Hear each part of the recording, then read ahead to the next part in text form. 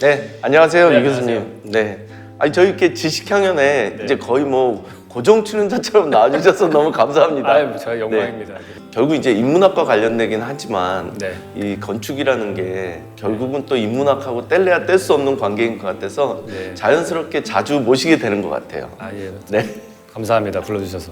그 이제 올해 주제가 네. 나폴레옹 서거 200년 해서 이제 그 파리 그리고 이제 혁명 그리고 그 이후에 근대화를 공부하는 시간을 가지고 있거든요. 네네. 파리 좋아하시나요? 아, 좋아하죠. 네. 건축가라면 다 파리, 로마 다 좋아하는 것 같아요. 근데 저는 사실은 파리보다는 로마를 더 좋아하는데 네. 그 파리는 또 약간 근대 사회의 상징 같은 곳이기 때문에 또 파리 매력적이죠. 그렇죠. 저는 그 왜 파리를 소재로 한 영화 midnight in 아, 그거 Paris라고 너무 한 재밌잖아요. 영화 있잖아요. 그건 너무 재밌잖아요. 네. 저는 그 영화를 굉장히 많이 봤어요. 아, 여러 번 계속 보셨어요? 돌려보고 이게 이제 1920년대에 정말로 그 파리를 중심으로 해서 우리가 알고 있는 세계적인 어떤 예술가들이 그렇죠. 다 출연을 하잖아요. 네, 예. 근데 거기서 이제 주인공이 그런 얘기를 하거든요. 파리는 정말 우주에서도 정말 스페셜한 도시다. 약간 이런 유로 얘기를 하는데 그게 정말 탁 와닿더라고요. 아, 그래서 어쨌든 뭐 파리 하면 저도 정말 너무 좋아하는 도시입니다. 혹시 파리에서 네. 가장 좋아하는 공간 혹은 건축물 이런 게 있을까요? 저는 개인적으로 정말 고르기 어려운 건데 네. 삼강으로 압축되고 그 다음에 노틀담 성당이 저는 그래도 1위인 것 같아요. 그 나머지 그럼 2강은 뭐죠? 3강으로 압축돼? 뭐 에펠탑도 있고요. 그다음에 네. 뽕피드 센터도 있고 오. 사실 라데팡스 그랜드 아치도 되게 좋아하고요. 네네. 또 뭐 있죠? 올세이 뮤지엄도 되게 좋아하고 그게 루브르 박물관 글래스 피라미드 빼놓을 수 없는 것 같아요. 아니, 사실 진짜 정말 너무 많아요. 그렇죠. 네, 8, 90년대 특히 80년대 제가 대학교 시절에 제일 핫한 곳이 파리였거든요. 현대 네. 건축에서는. 네. 그래서 뭐 무궁무진합니다. 저기 어디 뭐 무슨 라빌레트 공원도 있고 볼 거 되게 많죠. 아 그러면 이제 노트르담 대성당 불탔을 때 정말로 네. 마음 아프셨겠네요. 아니요, 저는 그런 이유는 아닙니다. 불타면 다시 지으면 되지 뭐.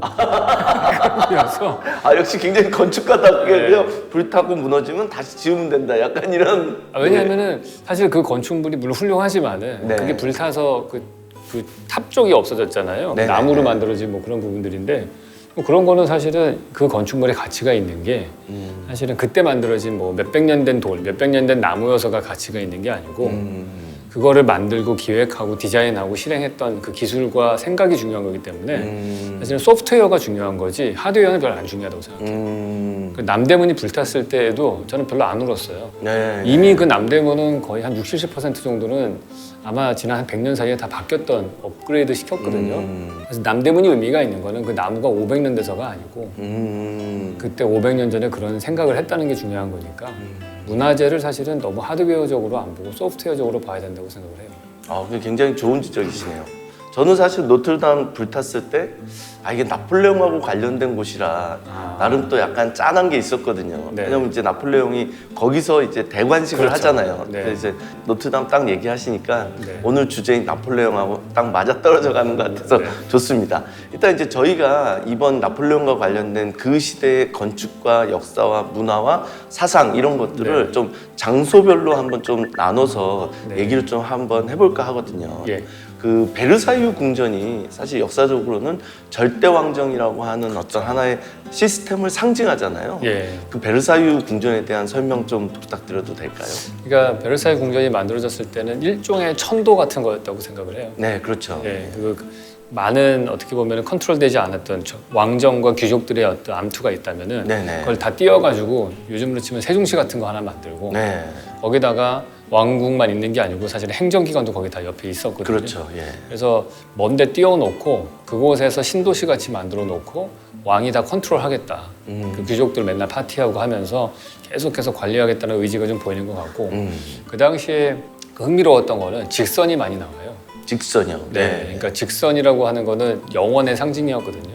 그러니까 영원한 거를 추구할 때 여러 가지 방법이 있는데 그 중에 하나가 직선입니다. 왜냐하면 곡선은 이렇게 계속 진행하다 보면 제자리로 돌아오게 돼 있거든요. 그렇죠. 예, 근데 직선으로 딱 가게 되면은 끊임없이 갈 수 있다. 그래서 그 인피니트를 추구하는 게 도로로 치면 직선의 도로고요. 수학적 개념에서는 무한히 쪼개서 미분, 적분이 그때 나오기 시작을 하는 거예요.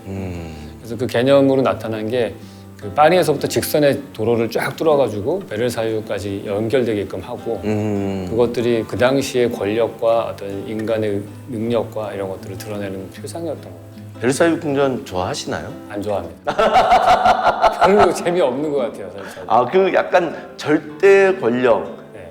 혹은 절대 왕정 이런 거에 대해서 별로 그렇게 좋아하지 않으시는 그런 의미인가요? 약간 그런 것도 있는데 저는 사실 디자인이 별로 그렇게 이런 얘기 해도 되는지 모르겠는데 네. 별로 혁신적이지 않은 거예요. 약간 그런 거 있죠. 되게 돈 많이 버는 그런 졸부가 엄청나게 치렁치렁 막 액세서리 엄청나게 다 귀금속으로 장식한 그런 걸 보는 것 같아요. 왜냐면 건축가들은 약간 생각에 구조로 뭔가를 표현할 때 되게 아름답다고 생각을 해요. 네. 건축의 가장 중요한 거는 중력을 거스른다는 거거든요.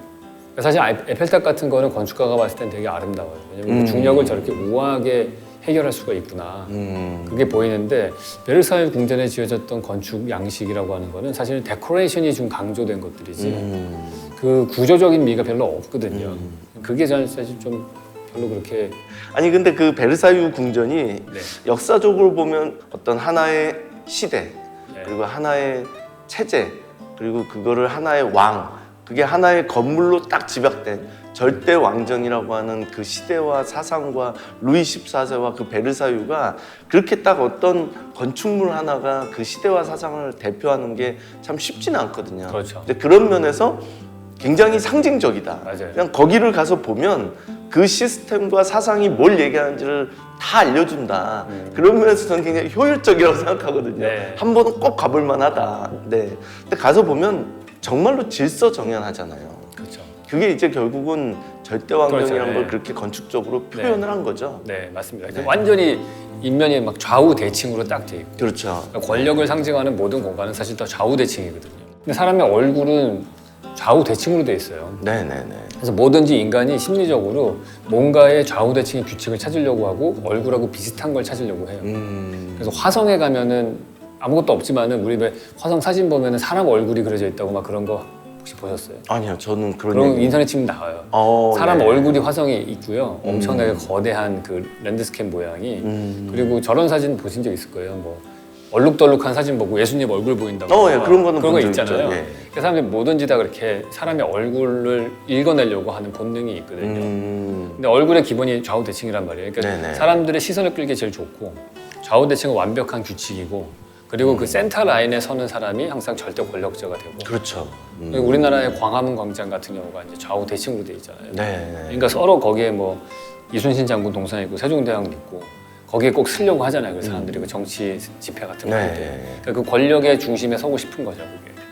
그래서 베르사유 궁전은 건축가의 시선으로 봤을 때는 권력과 구도라는 의미에서 완벽한 좌우 대칭이라는 게 첫 번째로 저는 눈에 띄는 특징인 것 같고 또 하나는 창문의 비율이에요.